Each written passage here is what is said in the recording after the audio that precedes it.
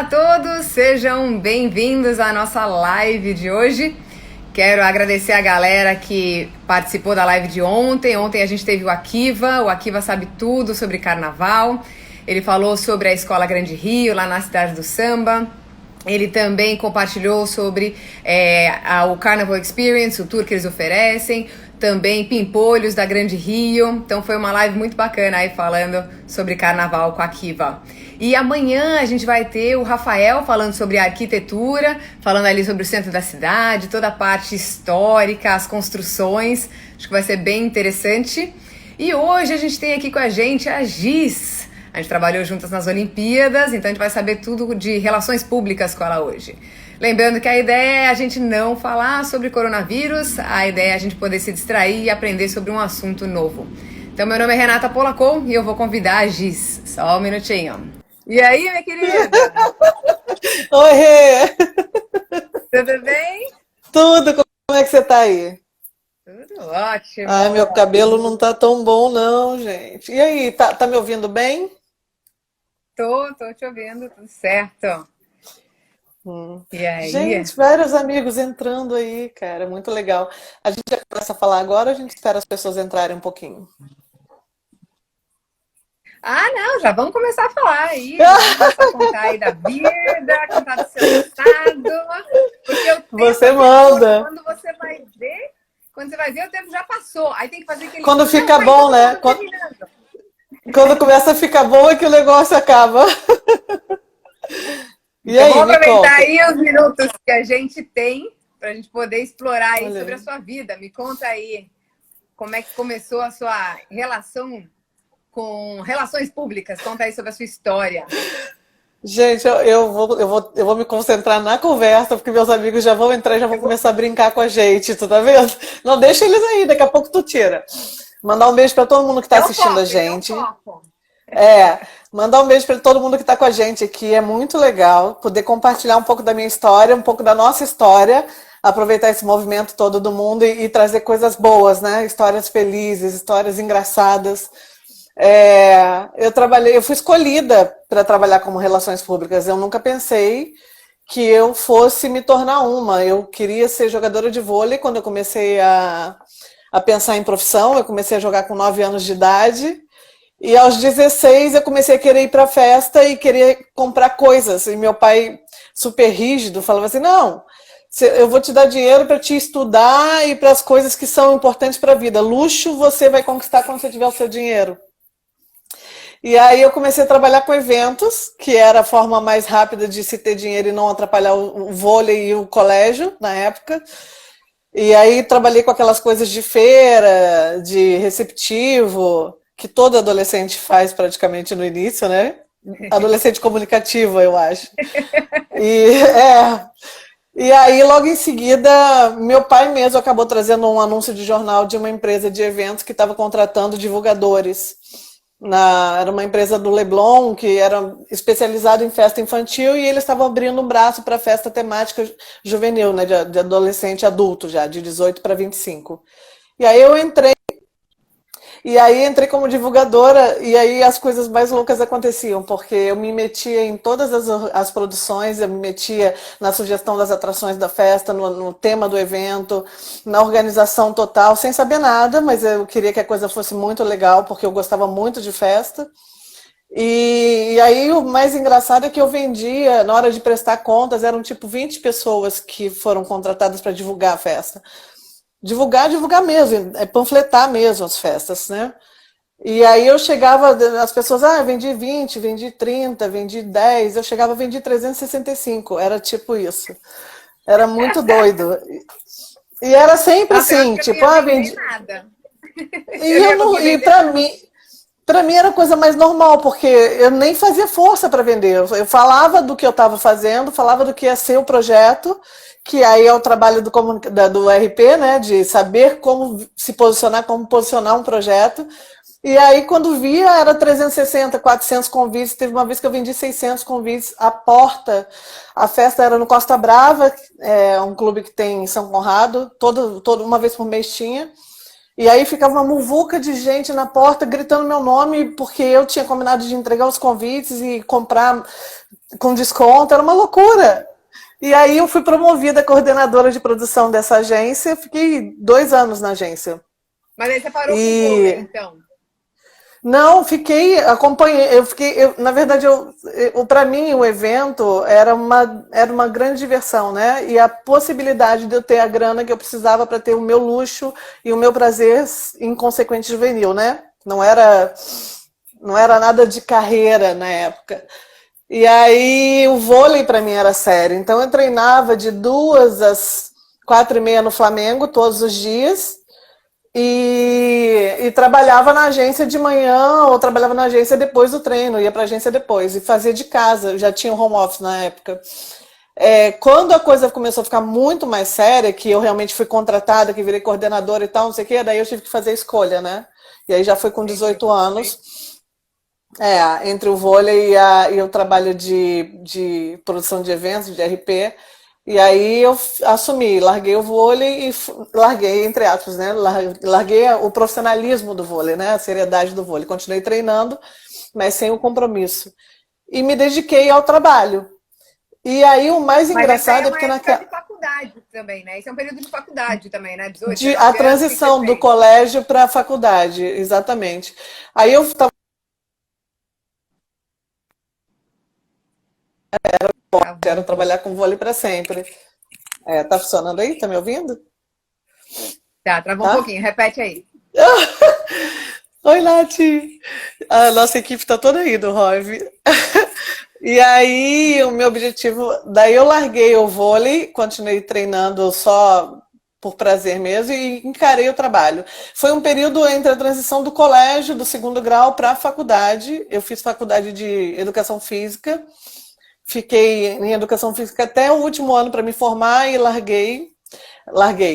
Troquei para jornalismo, troquei para comunicação social, que eu achei que era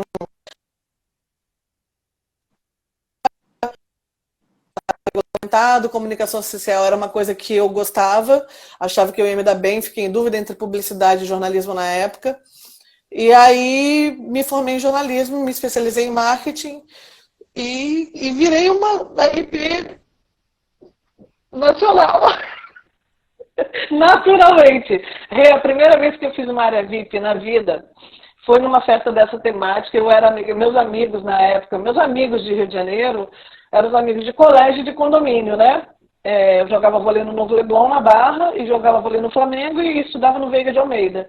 Então, os meus amigos eram Fernandinha Rodrigues, Bruno de Luca, Suzana Werner.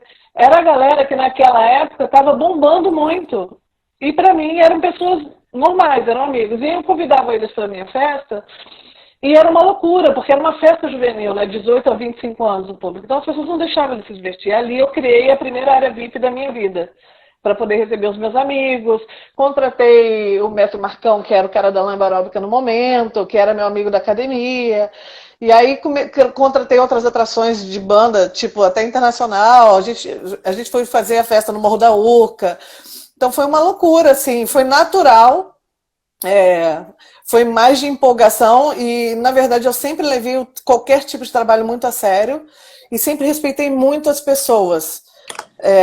E sempre entreguei muito a minha verdade. Então, se eu convidasse alguém falando que a pessoa ia se divertir num evento meu, eu preparava tudo para quem fosse se divertir de verdade, entendeu?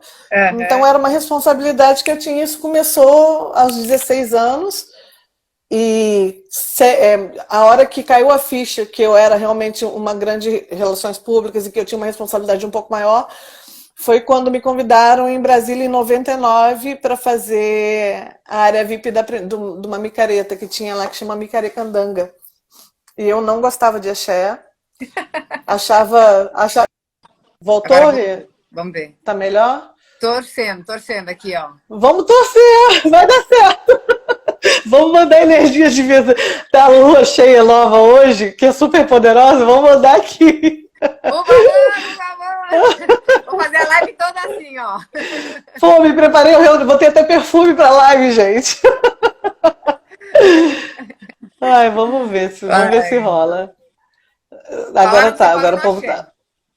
Tá, então, tá todo mundo ouvindo, show. E daí o que aconteceu? Em 99 me chamaram para o Monday, incrível, um grande amigo, me convidou para fazer a área VIP dele. Era um camarote mega estruturado. Era um camarote com uma mega produção, assim, não era uma coisa normal no resto do Brasil. E aí eu fui fazer sem conhecer nada de axé, eu era rock and roll e eletrônico. Eu fazia festas de rock and roll e eletrônico no Rio na época. E eu fui, e aí eu fui administrar um grupo de mais ou menos 20 artistas que estavam lá, que foram convidados pela própria Micaré, não fui eu que fiz a lista, só fui fazer a logística deles, a gestão e o posicionamento do camarote. E aí eu subi, aí falaram para mim, leva os artistas no trio do Asa de Águia, do Durval Leles. Aí eu levei, Dança da Manivela era a música do momento na época, e eu não conhecia, né? Eu não sabia o refrão, e os artistas olhavam para mim e faziam Dança da Manivela e eu... Gente, ali eu entendi como fazer o jogo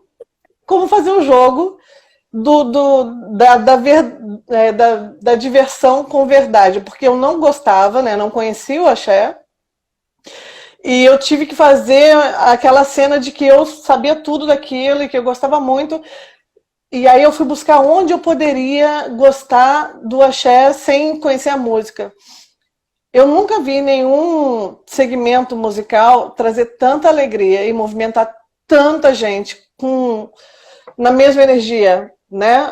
A micareta era enorme, era um trio elétrico enorme, com convidados em cima do trio, a quantidade de pessoas que tinham no bloco, fora a pipoca, era inacreditável aquilo ali abriu meu coração para o axé e para a música da Bahia, para toda a cultura da Bahia, de uma forma que eu nunca mais larguei.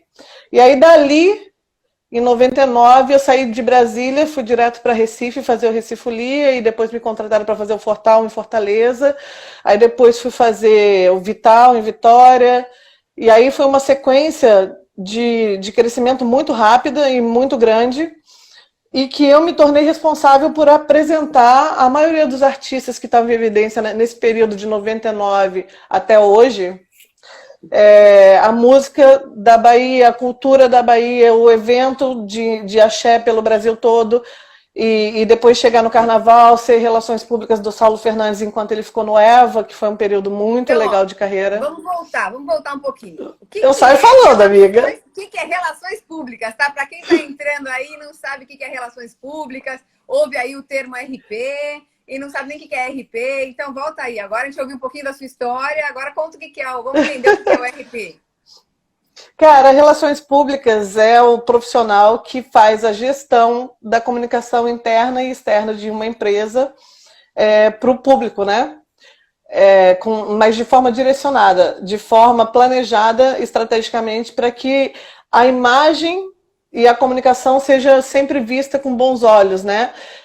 Tem uma responsabilidade de fazer a gestão também de conflitos, e é uma carreira e é um profissional que eu acredito que tenha que fazer parte de qualquer planejamento de sucesso, de qualquer empresa, de qualquer marca, de qualquer evento, qualquer tipo de negócio. Porque você saber como se comunicar com o seu público de uma forma mais eficiente e positiva para você, vai te fazer crescer muito mais rápido, vai te fazer alcançar resultados muito maiores do que você só com a assessoria de imprensa, ou só com a publicidade, com o marketing da tua empresa. É necessário ter um profissional de relações públicas para fazer esse meio de campo, porque a assessoria de imprensa ela tem o trabalho de informar, né? A publicidade tem o trabalho de divulgar. O trabalho de relações públicas, que a gente chama de RP, Renata Polacco, o trabalho de RP é um trabalho que faz a união de todas de todo esse setor de comunicação dentro de um planejamento com um objetivo de atingir melhor o público interno da empresa ou o público externo que quer ser alcançado. É isso, legal, eu acho porque é uma troca, né, também, né? É uma troca de você entender o que o público quer, entender o que o funcionário quer e colocar isso em prática, juntando para o benefício da empresa ou para o artista, né? Não, é vital, porque se você não sabe como se comunicar com os teus funcionários dentro da tua empresa, o trabalho não flui, né? A qualidade, o nível, o potencial de cada profissional da sua área não vai ser atingido nunca, porque as pessoas não vão estar felizes de trabalhar ali. e você não conseguir ter o relações públicas, né, o profissional de relações públicas, ele foi ser consolidado como profissional em 1914, mais ou menos, um pouco antes já tinha relato disso, mas surgiu com a parada da Revolução Industrial, e, enfim, com as crises que tinham de poder das pessoas acharem que não precisavam, dos grandes empresários do mercado na época, acharem que não precisava da opinião pública, não era importante a opinião pública. E aí, quando a opinião pública se revoltava contra, chegava ao ponto de quase tirar presidentes de cargo, né? Imagina. No Brasil, o Relações Públicas, ele se tornou, ganhou a sua visibilidade no mundo como profissional na era Vargas, fazendo a gestão da era Vargas. Então, cara, qualquer pessoa no mundo, não é porque eu sou relações públicas, é porque realmente é muito vital você saber como se posicionar, saber como planejar fazer um planejamento de imagem, um planejamento de comunicação que realmente atinja o que você quer atingir, o que você espera atingir. É isso. E quem que é considerado o pai das relações públicas? Tem alguém que começou? Tem, cara, tem dois carinhas. Carinha? Um era um austríaco. Dois carinhas muito sinistros. Carinha? Cara, eles são muito sinistros. Um era um austríaco que foi morar nos Estados Unidos. Não sei o nome dele direito. Eu sei que acho que é Lewis. Não sei, depois tem que dar uma pesquisada aí no Google, gente. Mas o cara era um austríaco e ele que foi o primeiro. Ele, na época, foi taxado como um grande manipulador de influência. Ele fazia o jogo da comunicação de relações públicas como uma influência.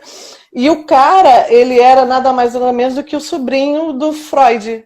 Então, ele juntou a psicanálise, juntou a comunicação em massa e criou uma estratégia realmente incrível. E aí foi aí que disse que criou o profissional de relações públicas. Ele foi o primeiro cara a dar aula também, foi em Nova York. Existe um museu sobre relações públicas em Nova York que é muito legal de ser visitado, mas quem deu o boom, a notoriedade sobre a profissão foi o assistente, foi um cara que trabalhou, que ele foi um mentorado dele, Ivy Lee, eu acho que é o nome do rapaz, do menino.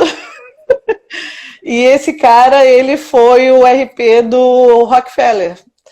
Ele que influenciou a botar o nome do edifício, Rockefeller, em Nova York, maravilhoso.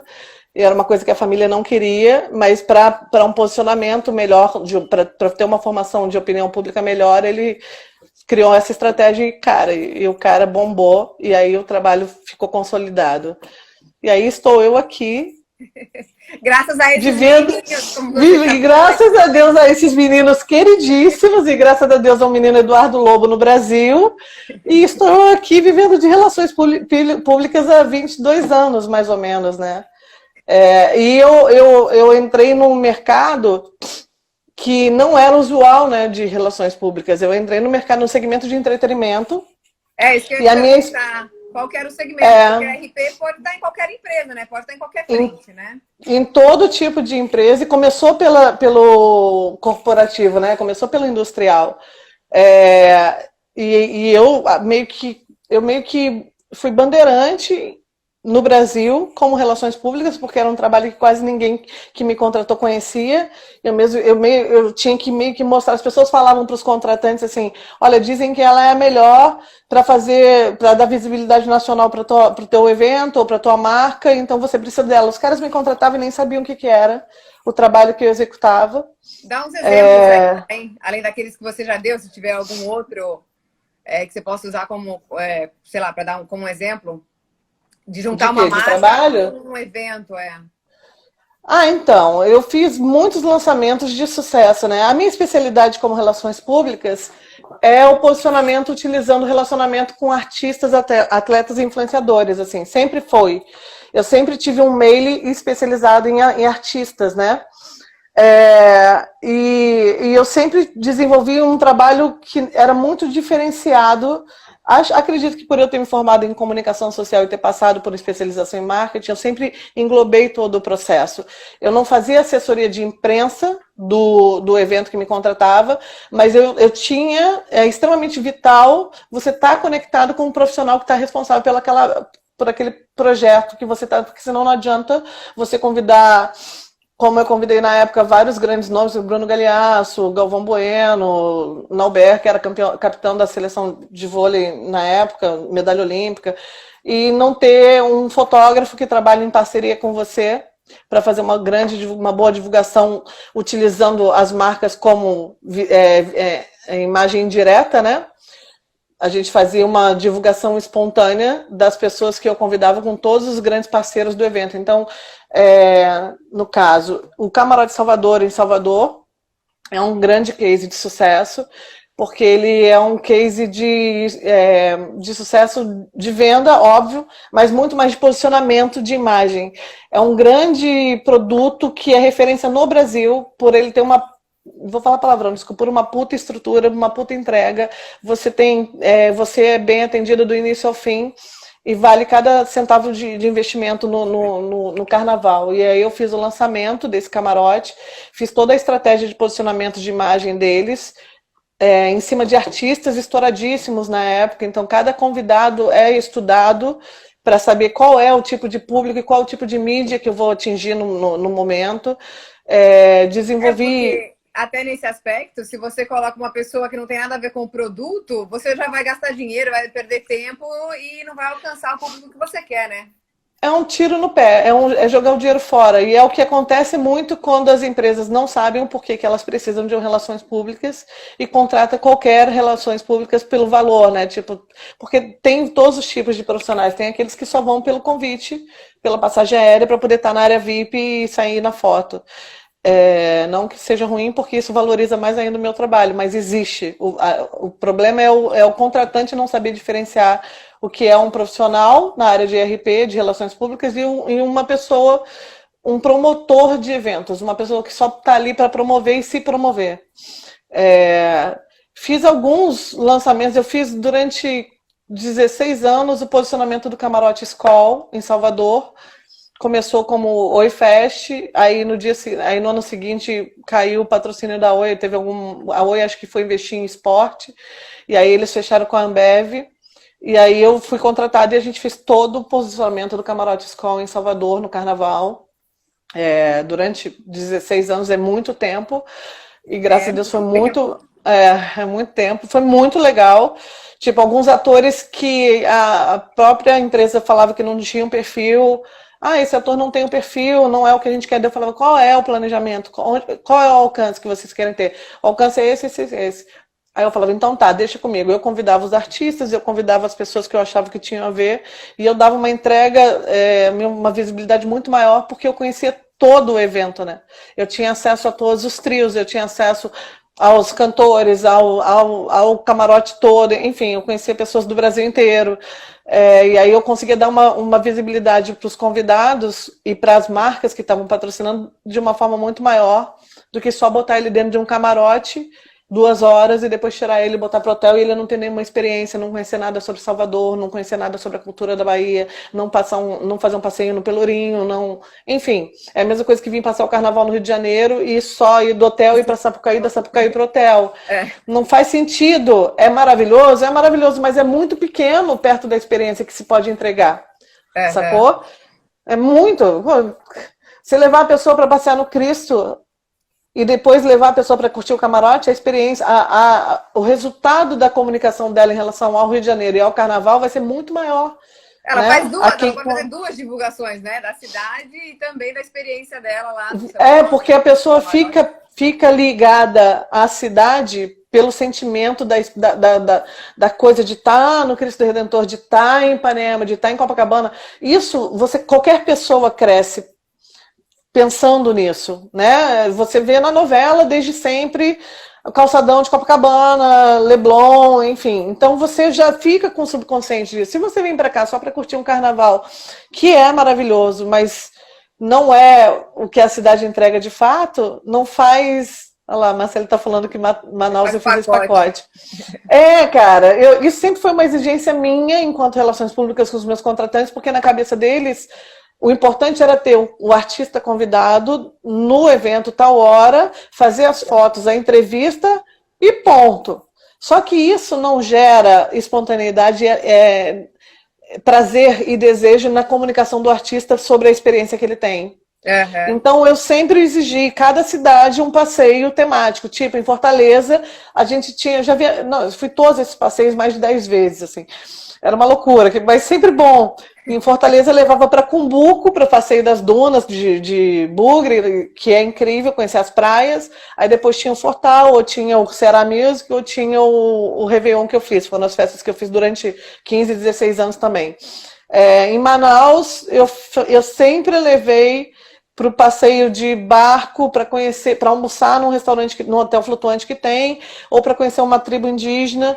Ano passado eu fiz o Festival de Parintins, e a gente acabou levando as pessoas para fazer o Encontro dos Rios, né, o Rio Negro e Solimões, e a gente foi numa tribo que era numa ilha, que era uma tribo, nossa, incrível, as pessoas choravam. E aí a festa, que é uma festa já tradicional de raiz da história do Brasil, né, que é Parintins, ficou muito maior o impacto. As pessoas, quando saíam do passeio, se arrumavam para todo um processo, né, ficavam em barco hospedado, né, ia pro barco, se arrumava, jantava, chegava na festa, o estádio deles, né, tem um nome que eu não vou lembrar agora, que é tipo o Maracanã deles, que é maravilhoso, o Bumbódromo do Boi Bumbá.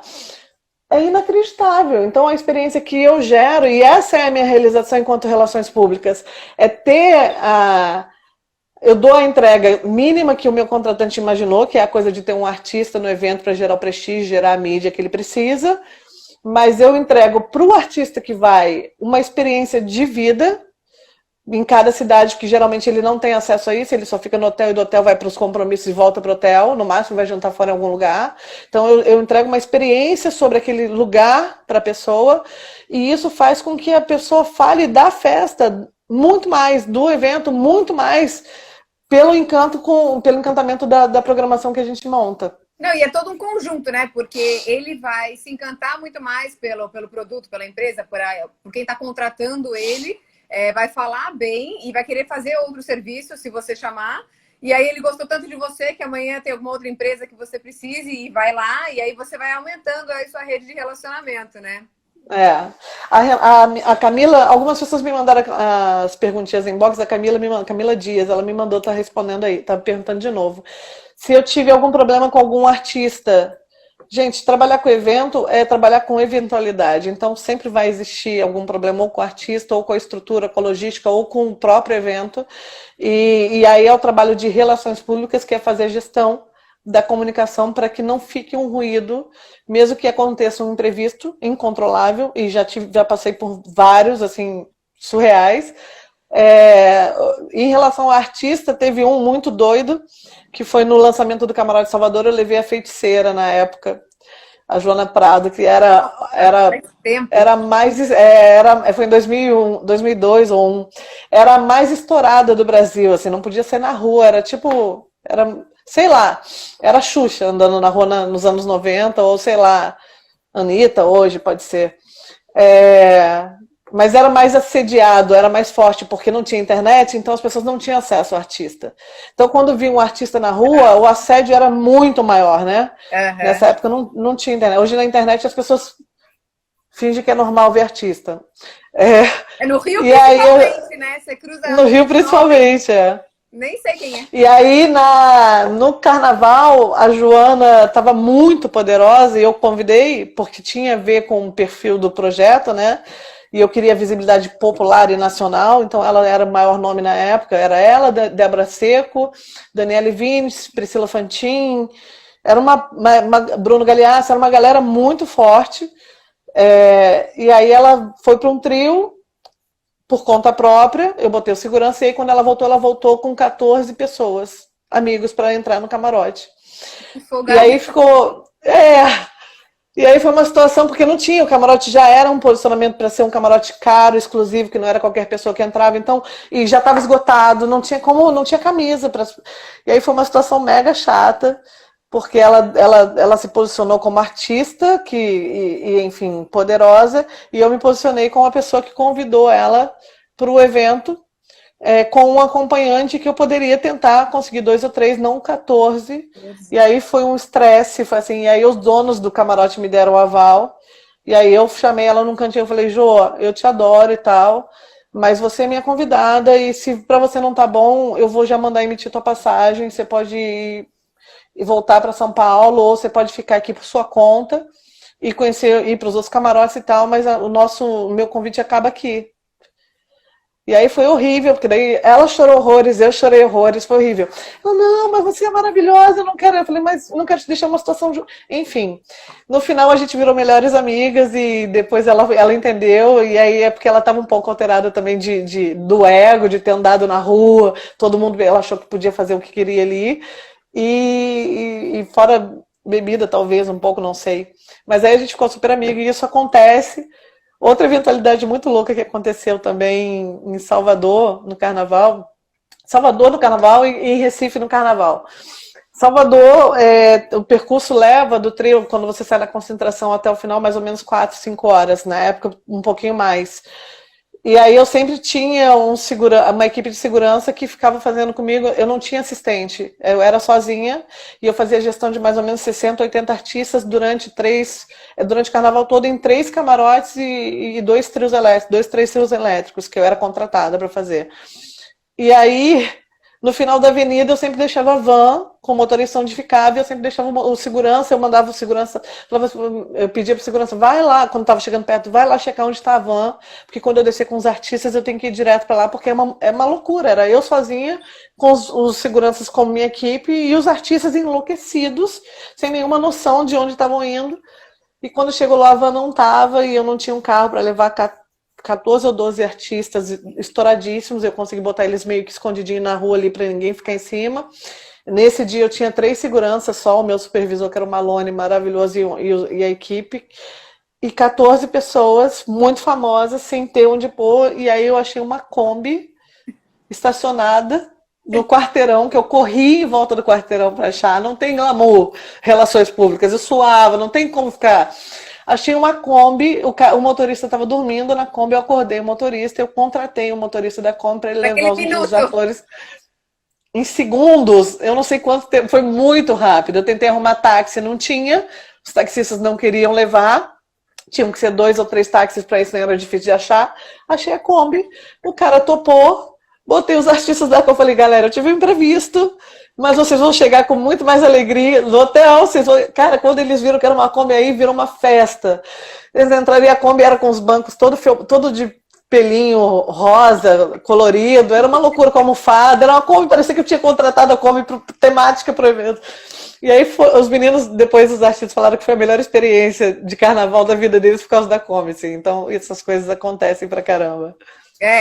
Até inclusive acho que foi a mesma, perguntou sobre como lidar com a frustração, né? Eu acho que é meio que bola pra frente, né? Vamos pro próximo caso, né? Porque...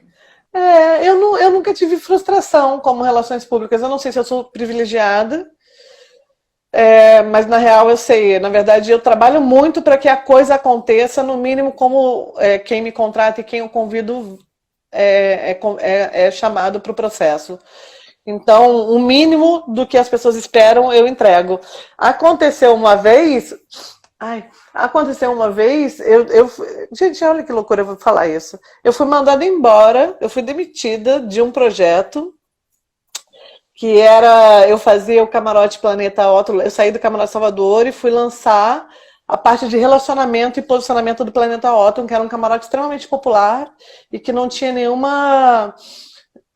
não tinha um tato com... Era muito grande, era para 1.500 pessoas, então não tinha como você ter um trabalho mais exclusivo com personalidades. E ele estava num relacionamento muito forte, ele tinha um ponto de transmissão da Bandeirantes, do Carnaval ao vivo ali pela Band, ele tinha algumas notas na revista Quem, e ele precisava fazer essa entrega para poder ter a mídia dele e tal. E aí eu construí um relacionamento tão forte que virou o camarote da Band. E aí aí me contrataram como RP do camarote da Band. Só que a Band queria só atores e artistas da Globo. E isso não funciona, né? Não funcionava. E eu lembro que eu levei Fabiana Carla, eu levei até Galvão Bueno, que na época era meu sogro, e levei o Galvão, você vai me levar pro camarote da Band? Eu falei, vou te levar, você precisa, você é meu sogro, você vai lá. E aí, não tem novidade. E aí levei tipo 16 artistas para lá, que eram de posicionamento nacional muito forte, entre atletas também. E aí o pessoal da Band veio super revoltado porque queriam atores de nome nacional de novela das 9 da Globo. E aí eu muito sutilmente agradeci. No meio do carnaval isso acontecendo, eu fazia o camarote eu fazia o camarote de Salvador, fazia o Planeta Alto Band, e fazia o camarote da escola, eram 3 camarotes. E eu tava com redes de artistas em cada um. Então eu tinha artista para o camarote de Salvador, eu tinha camarote da Band e tinha um camarote da escola. Eu tinha artista para todo mundo. E eu tinha a ética de não. Tipo, se eu tinha um patrocínio da Ambev num camarote e da Itaipava, do outro grupo na outra, eu não misturava os artistas, né? Eu só girava eles no trio elétrico, que eu era contratada para fazer o posicionamento do artista do trio elétrico, ou do bloco. E aí vieram falar comigo, a gente quer nomes de novela das 9 da Globo. Eu falei, então sua emissora tem que ser a Rede Globo, não pode ser a Band. Agradeço a oportunidade, mas vou seguir o meu trabalho. No meio do carnaval, ela meio que falou que não estava satisfeita e eu já meio que pedi a demissão ali e saí. Cortei a relação porque eu sabia que não ia dar certo. Então ali eu fiquei um pouco frustrada porque eu tinha feito um trabalho que eu considero que era muito melhor do que se esperava, mas a expectativa era uma expectativa fora da realidade, né? E aí eu saí e logo em seguida virou o camarote da Ken. E eu tinha feito todo um processo de desenvolvimento de relacionamento com a Ken e acabei virando relações públicas da revista, do camarote da revista durante 13 anos, que a Ken ficou em Salvador e foi muito legal, assim, tipo, 90% das capas que saíram do Carnaval de Salvador na revista foram convidados meus, assim, foram estratégias, botei o Flauzino, eu sempre tive uma conexão de juntar a coisa de conectar as pessoas, né? Eu sempre conectei os pontos todos. Então, se eu tinha o pessoal do Jota Quest em Salvador, e eu era RP do Durval Leles no Asa de Águia, do Saulo Fernandes no Eva, e da Aline Rosa no Cheiro de Amor, eu tinha que fazer uma conexão global para que todo mundo tivesse uma visibilidade nacional, que era o meu trabalho. Então, naquele período, eu era RP do Camarote da Ken, que tinha uma passarela de transmissão de ponta a ponta na avenida, e eu linkei o Flauzino, que era o cantor do Jota Quest, na passarela para cantar junto com o Durval, quando o Durval passasse, com transmissão ao vivo da Bandeirantes. Então, e aí eu tava com um trio elétrico cheio de artistas, e todos os artistas com as camisas de cada camarote, então eu tinha uma divulgação completa do meu circo, sacou? Do meu mundo. E isso tudo era pensado e era insano fazer isso acontecer. Em alguns anos eu consegui ter alguns assistentes que me ajudaram muito, mas quem me ajudou de fato a fazer o carnaval, a fazer o meu trabalho, foram as pessoas da própria Bahia, os seguranças, as produtoras dos camarotes, e a coisa, graças a Deus, sempre deu certo. Eu nunca tive uma frustração, assim.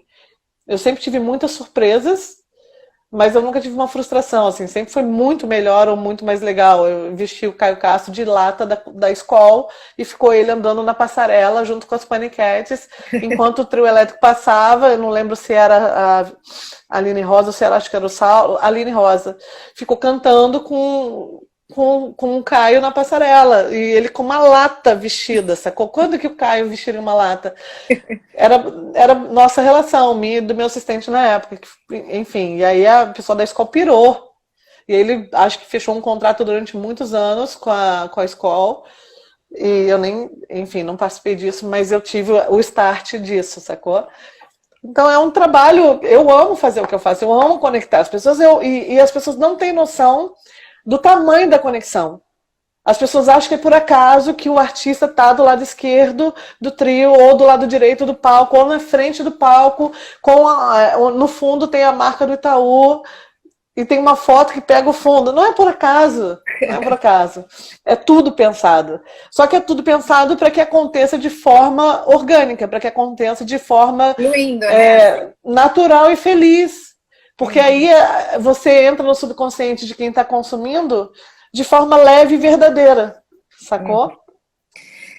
Tem que até tomar cuidado também, por exemplo, felizmente você falou que você não teve nenhum caso negativo, mas às vezes tem, sei lá, um ator que está envolvido em algum projeto e de repente ele enche a cara ali num evento e queima a imagem no dia seguinte, a empresa, ou até no mesmo dia a empresa fala, a gente cancelou o contrato com você e tudo, isso acontece direto, né?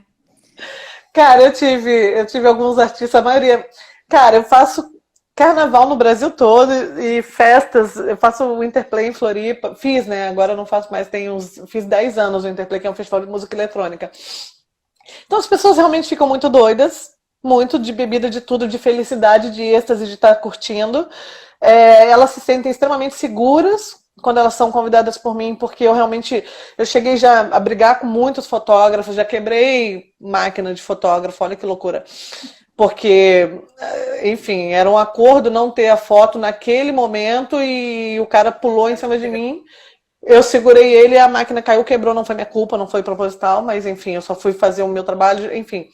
É uma loucura, mas é uma loucura que eu amo, sacou? É bom que cada dia é uma atividade diferente, né? Cada dia, cada case é um desafio, não é aquela mesma rotina sempre, né? Vocês Não é, não são, existe. vocês são freelancers ou vocês normalmente trabalham para uma empresa? Existe todos os tipos de contrato, né? Eu sou freelancer, né? Eu sou contratada. O que pode acontecer, por exemplo, eu fechei com a Oi na época da semana de moda que a Oi era patrocinadora master. Isso foi, acho que foi em 98, 97, 98. Eu fiquei 4 anos como RP deles no Brasil todo. E aí eu tinha um contrato de 4 anos, né? Isso ia pela minha empresa. E enfim, hoje eu tenho até uma estrutura de agência e que eu posso prestar serviço como relações públicas ou como agenciamento ou consultoria de posicionamento de artistas, atletas e tal, para campanhas publicitárias, para presença VIP, enfim, para um engajamento de posicionamento, né? Você precisa Então, ser bem assim, criativa, né? cara, graças a Deus eu sou bem criativa, Rê. Graças a Deus eu sou bem criativa. É muito doido, assim, porque acho que o principal ponto de qualquer profissional é entender a sua função e entender a sua responsabilidade sobre o processo. E quando você trabalha com entretenimento, isso tem que ser redobrado. Porque entretenimento, as pessoas não estão, os convidados, eles não estão comprometidos com o trabalho, a não ser que você contrate eles para estar no evento como presença VIP. Não é o meu usual. Já fiz isso algumas vezes, mas eu prefiro muito mais convidar e dar a entrega para eles, dar a imagem e dar a diversão do que qualquer outra coisa. Então, assim, ter a consciência da responsabilidade e da tua função, do teu compromisso que tu tem ali. Então, assim, a maioria dos artistas que eu levei perderam a linha de não estarem conscientes como profissional no evento. Uhum. Mas eles estavam a convite como profissional. E aí o meu trabalho era, olha, antes da pessoa ir, você vai dar 2 entrevistas, vai tirar uma foto e tal, depois você vai ser feliz, pode fazer o que você quiser, dar cambalhota, enfim, fazer o que você quiser, que eu garanto que nada vai sair de ruim. E aí era o meu comprometimento, o meu profissionalismo, de fazer com que a pessoa desse uma entrevista com o assunto que eu precisava que fosse falado, e muitas das vezes eu falava no ouvido do artista, olha, fala sobre isso, isso, isso, isso e isso. Uma frase inteira, só de uma vez só, porque a pessoa às vezes podia estar alcoolizada, podia estar desorientada, enfim, cansada, porque são muitos dias sem dormir. E aí o artista falava a frase que eu falava, e quando eu percebia que estava rolando alguma coisa que pudesse sair do controle, aí eu mesmo entrava na entrevista, entendeu? Brincando, maluca, e aí, não sei o que, vamos falar do carnaval, vamos falar da festa tal. E aí, pum, tirava o artista, ou então já botava um outro artista que já estava brifado também para o que ia acontecer, entendeu? E aí depois eu deixava as pessoas serem felizes como nunca, como se o mundo fosse acabar. E eu ficava até o final de cada evento para garantir que a pessoa chegasse no hotel tranquilamente, com a imagem positiva, com a divulgação da imagem, porque todo artista quando sai também sai para se posicionar, para se divulgar, para se conectar, né, com a imagem dele, com o que ele pode gerar de frutos dali, mas principalmente para ser feliz no que está sendo convidado, sacou? Perguntaram aqui como é que se dá a captação desses artistas. Você conhece todo mundo, já fala com todo mundo, né? Ou você bate na porta dos que você não conhece, fala alguém aí, me põe com fulano. Primeiro ela vem por uma pesquisa de mercado, né? Você entende qual é a necessidade do teu cliente, qual É isso que eu ia é. perguntar, se você faz uma pesquisa, né? Sempre fiz, desde antes de ter consciência disso, assim. Desde novinha, é importantíssimo você saber quem é o seu cliente, quem é o seu mercado, quem é o público que você tem a atingir, qual o tipo de mídia que se comunica com o teu produto, quem são os patrocinadores do projeto, qual a intenção de comunicação do projeto. Geralmente você consegue ter isso quando você fecha um contrato, mas nem sempre isso é possível, e aí vai da tua percepção de fazer um estudo, né, de procurar informações sobre o que é um projeto por sua conta, e aí você vai e identifica quem são as pessoas que estão no momento nesse perfil. E aí você, na sua cara dura, liga para as pessoas. Aí você é tão conectada que você pode pedir indicação, telefone. Hoje em dia deve ser muito mais fácil. Eu sempre tive algumas pessoas que me ajudaram, os próprios artistas se ajudam, porque quando eles sabem que a coisa é segura, eles acabam indicando para que outros vão. Então, tipo, o acompanhante de um artista acaba sendo o outro, e aí a tua rede vai aumentando. Eu tenho um mail gigantesco. Eu sou a única Relações Públicas que atua no Brasil há 22 anos. Como RP, não tem outro RP que atue no Brasil inteiro como relações públicas e no segmento de artístico, né, de personalidades. Então, virou uma coisa mais natural e é impensado. Eu posso estar parada no aeroporto, quem vai sentar do meu lado acontece, um artista que vai sentar do meu lado, eu vou no restaurante. Isso precisava, né? Isso acontece.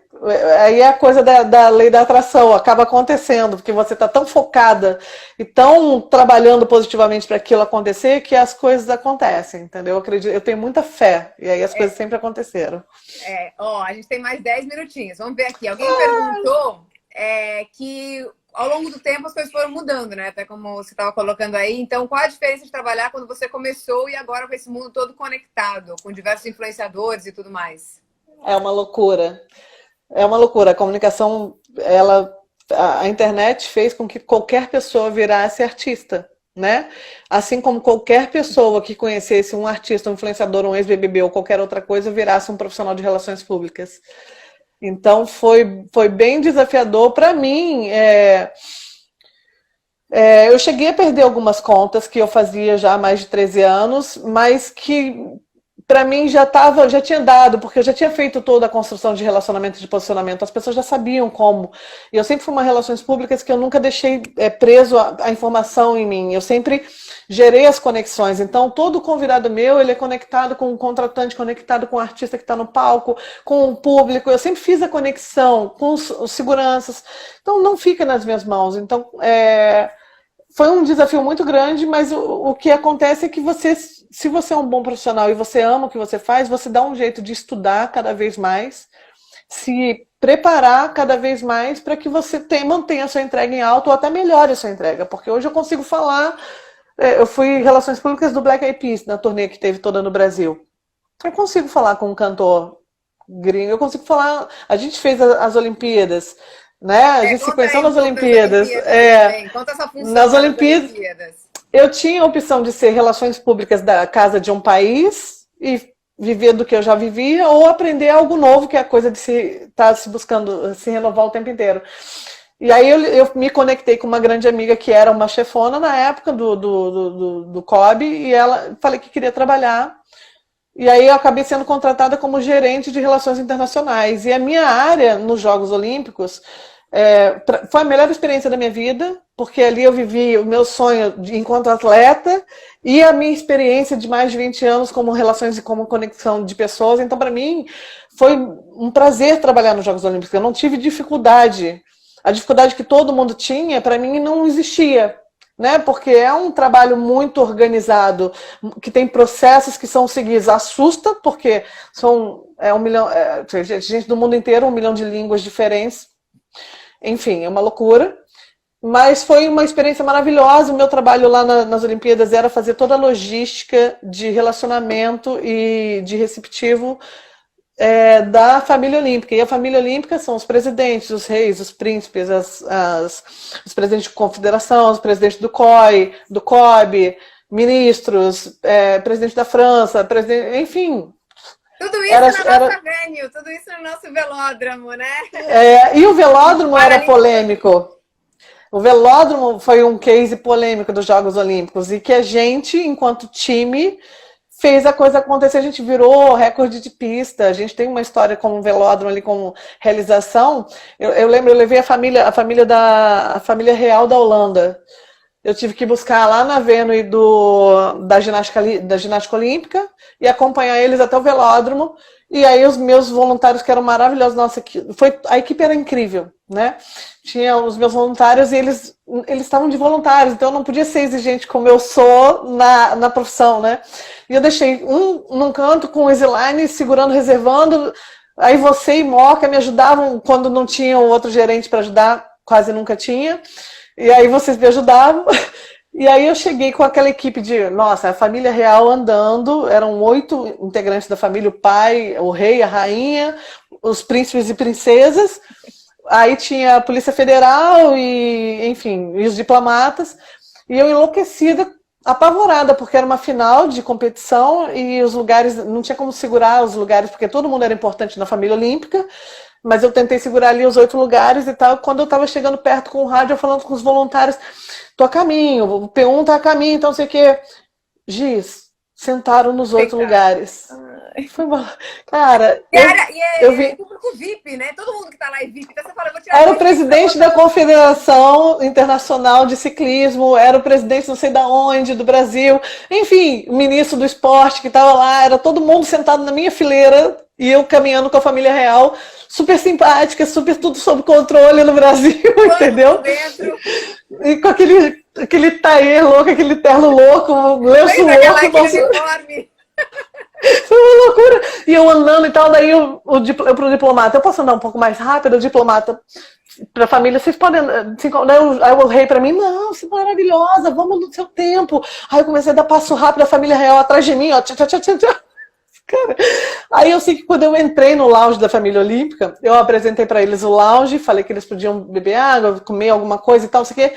Aí os filhos, os príncipes foram pegar sorvete, e aí foi a deixa. Eu saí correndo, subi as escadas correndo, fui lá ver quem estava sentada. Aí eram os presidentes, ministros, eu falei, queridos, por favor, eu preciso que vocês se retirem, porque eu tô chegando com os convidados aqui. Aí eles mas não vou me retirar, não sei o que, daqui a pouco eu falei, preciso agora. Eu só falei assim, tipo Salvador. Eu preciso agora que vocês se levantem, se retirem, eu vou arrumar um outro lugar. Mas, por favor. Aí eles levantaram, na hora que eles levantaram, a família real veio. Aí eu falei, por favor, maravilhoso. Aí eles sentaram, aí os diplomatas e os policiais federais falaram assim pra mim, isso nunca aconteceu até agora em nenhuma venue. A gente sempre chegou, a gente sempre teve problema, a gente nunca conseguiu ser recebido a tempo no lugar, a gente nunca conseguiu andar tranquilamente, a gente nunca, o carro deu problema, quando chegava não tinha lugar pra gente assistir, a gente teve que deixar uma competição de algum outro esporte, que era importantíssimo pro país, que era uma final, não lembro qual era o esporte, a gente teve que deixar e não assistir porque não tinha lugar pra ele sentar com a família. Aí a família real me agradeceu, eu falei, gente, mundo G, gente, alô! A gente foi muito feliz nas Olimpíadas, eu acho. Assim, foi a melhor experiência de vida para mim. As Olimpíadas é um case assim surreal, né? Quem viveu ainda o velódromo com todos os desafios, os obstáculos e tudo, acho que saiu orgulhoso do velódromo, porque foi... Só a gente sabe, né? Foi puxada, né? Miga, temos mais 4 minutinhos. Vê se tem alguma perguntinha aí de alguém. Se alguém quiser entrar nesse mercado, tem alguma sugestão por onde começar? Tem algum curso, alguma coisa? Mentoria comigo. Olha lá que alegria, é um prazer, né? Não, existe formação em universidades, né, que eu acho que é importantíssimo, mas nem todo RP é formado em relações públicas e nem todo RP tem formação, né? Algumas pessoas são bem conhecidas e bem bons no mercado, mas não tem, às vezes, nem faculdade. Então, o que eu sugiro é que crie uma rede de relacionamento muito forte, defina o nicho que você quer atuar enquanto relações públicas, estude bastante e defina principalmente quem são as pessoas que você tem como modelo, que você tem como referência. Não adianta você seguir conselho de quem não realizou nada, de quem não chegou lá onde você almeja chegar, sacou? Então, você ter as pessoas como referência e conseguir, de alguma forma, se conectar com elas, ou ter acesso a ler livros de biografia, ou se comunicar de alguma forma. Eu tenho muitos universitários que me mandam entrevistas, ou que me chamam por direct pedindo orientação, e por isso até eu criei essa mentoria. Eu já tenho um direcionamento de carreira de artistas e atletas e influenciadores, e eu abri para as pessoas que são profissionais de entretenimento, profissionais de eventos e profissionais de relações públicas. Então, é só chegar. Só entrar em contato. Eu vou deixar, alguém perguntou, eu vou deixar essa live salva aqui na minha página. Então, se alguém perdeu o começo, ou se alguém quiser indicar para algum amigo, compartilhar, ela vai ficar aí 24 horas na nossa live. Alguém perguntou, tem algum trabalho que você não fez ainda e gostaria de fazer? Então, agora o meu principal objetivo como relações públicas, eu continuo, esse ano eu fiz o Carnaval de Salvador, como relações públicas da cidade, não dos camarotes ou dos trios. Eu fiz um carnaval aqui do Rio, na Sapucaí, peguei um projeto, lancei, posicionei e tal, e foi maravilhoso. Mas para mim ficou pequeno só. Ficou pequeno só trabalhar os projetos, né? Então, hoje, a minha ambição profissional é fazer com que as pessoas se conectem com seus propósitos, para que elas vivam seus sonhos. Então, dentro do evento, dentro de qualquer coisa que a pessoa queira fazer, eu faço com que ela se conecte primeiro consigo, para depois conectar com a profissão dela, e aí eu dou todo o caminho de sucesso. Show! Perguntaram como é que podem fazer o curso com você. É só entrar na página dela, escrever e me manda um direct, a gente troca uma ideia e organiza essa vida. Show! Se quiser o contato e não conseguir, me escreve também que eu passo sem problemas. Estamos conectada. Vamos tirar aqui uma fotinho, 1, 2, 3 e já! Show! Muito bem, Gi, super obrigada. Amei te conhecer. A nossa amizade começou lá nas Olimpíadas e, se Deus quiser, vai durar por muito tempo. Você é uma pessoa que eu conectei com o teu talento. Você é uma comunicadora de raiz e você não usava isso a teu favor. E eu te acho maravilhosa. Acho que esse teu projeto está sendo muito bom e muito importante para todo mundo que tem a possibilidade de ver e te ouvir e você treinar o teu talento natural. Muito obrigada. Vai com tudo. Te amo. Beijo, gente. Obrigada por vocês estarem aqui com a gente. Super obrigada. Beijo. Valeu, Mundo Giz. Valeu. Tchau, tchau.